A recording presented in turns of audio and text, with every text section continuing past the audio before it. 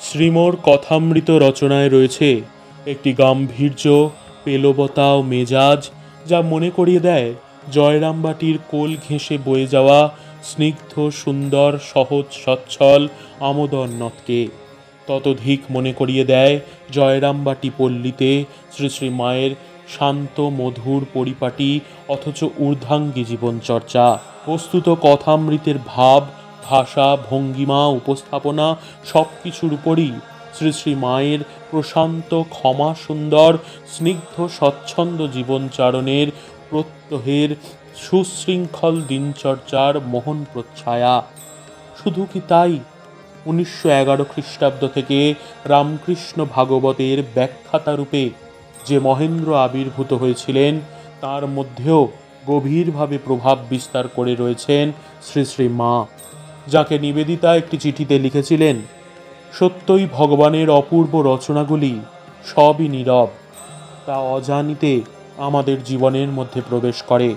যেমন বাতাস, যেমন সূর্যের আলো, বাগানের মধুগন্ধ, গঙ্গার মাধুরী, এই সব নীরব জিনিসগুলি সব তোমারই মতো। সত্যি, আকাশ, জল, বাতাস, আলোর মতোই মাতৃসত্তার শুদ্ধ নীরবতা, নম্র নিবিড়তায় যেন ছড়িয়ে আছে, জড়িয়ে আছে কথামৃতের পৃষ্ঠায় পৃষ্ঠায়, সর্বত্র সঞ্চারিত করে দিব্য লাবণ্যের অমৃত সুধা।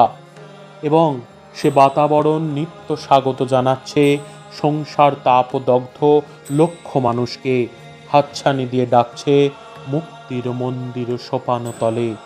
রামকৃষ্ণ ভাগবত রচনা ও ব্যাখ্যার দুরূহ কর্মযোগ শেষ করে শ্রান্ত ক্লান্ত শিশুর মতো মহেন্দ্র নিবেদন করেন তার প্রাণের আরতি, মাগো গুরুদেব, আমাকে এবার কোলে তুলে নাও।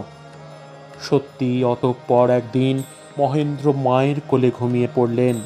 মহেন্দ্র চলে গেছেন এই মর্তভূমি ত্যাগ করে, কিন্তু রেখে গেছেন তার সাধনার ফল ফসল কথামৃত, যার অশেষ ভাব ব্যঞ্জনা ও দিব্য ফলশ্রুতির মধ্যে সর্বত্র অনুভব করা যায় শ্রী শ্রী মায়ের শক্তি, স্নেহ ও আশীর্বাদ। কথামৃতের মধ্য দিয়ে মহেন্দ্রের হৃদয় দ্বীপের উজ্জ্বল জ্ঞান শিখাটি আজও মাতৃচরণ প্রান্তে জ্বলছে এবং সংসার তাপদগ্ধ লক্ষ লক্ষ মানুষকে আত্মজ্ঞানাগ্নি দানে মুক্তির পথ দেখিয়ে চলেছে।